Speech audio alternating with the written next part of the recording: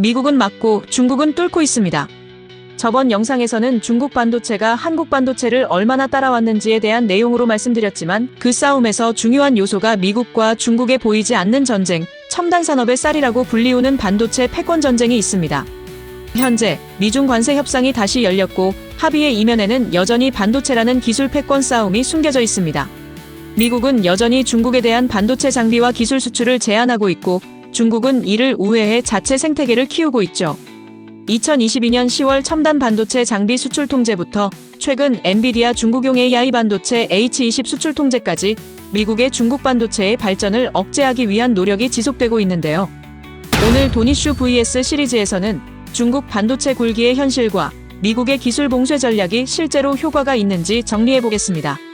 시작에 앞서 아직 구독하지 않으신 분들은 구독 부탁드립니다. 여러분들의 구독과 좋아요는 영상 제작을 지속할 수 있는 원동력이 됩니다.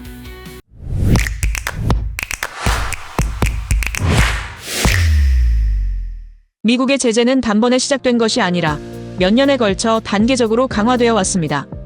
2019년 미국은 화웨이와 자회사인 하이실리콘 등을 수출 제한 명단에 올리며 첫 신호탄을 쐈습니다. 2020년에는 TSMC 등 제3국 기업이 미국 기술을 활용해 만든 반도체도 화웨이에 수출할 수 없도록 차단했고 2022년 10월 미국은 엔비디아의 A100과 H100 같은 고성능 AI 반도체의 중국 수출을 전면 금지했고 중국인 연구자의 기술 접근도 제한했습니다.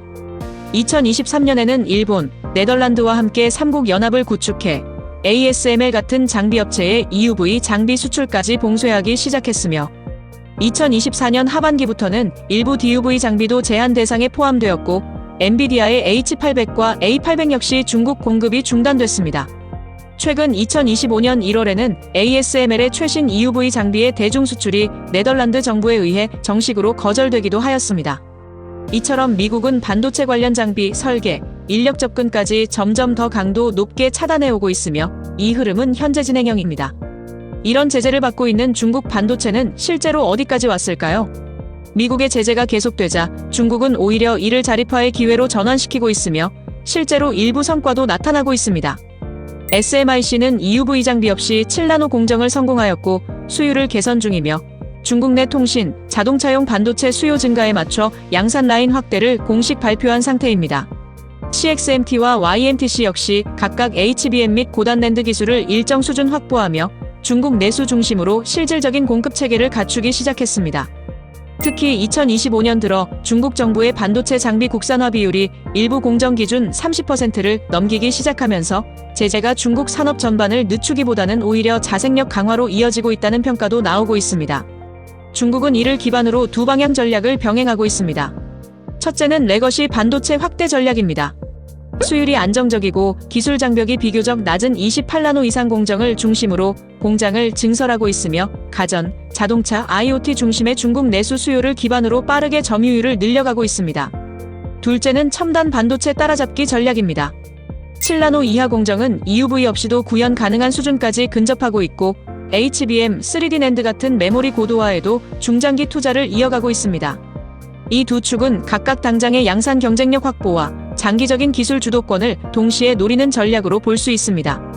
위 내용에서 보셨던 바와 같이 미국은 반도체 장비 설계, AI 칩 수출까지 전방위 제재를 가하며 기술 격차를 고착화하려 하고 있으며 고성능 AI 반도체, 툴체인, 장비 기술 등에서 중국은 접근조차 어려운 영역이 존재하죠.